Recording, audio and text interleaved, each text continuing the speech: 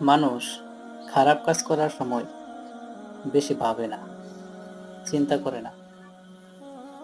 হুট করে নিয়ত করে আর সাথে সাথেই খারাপ কাজটা করে ফেলে।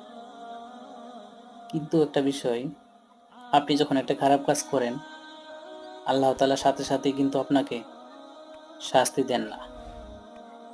আল্লাহ তাআলা টাইম দেন আপনাকে।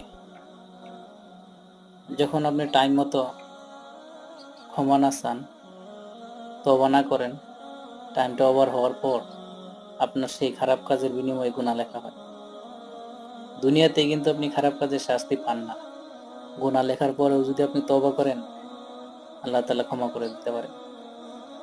কিন্তু একটা ভালো কাজ করার ক্ষেত্রে আমরা সবাই না এটা নিয়ে ভাবি, এটা নিয়ে ডেট করি, তারিখ করি যে আজ নয় কাল থেকে আমি ভালো কাজ শুরু করব।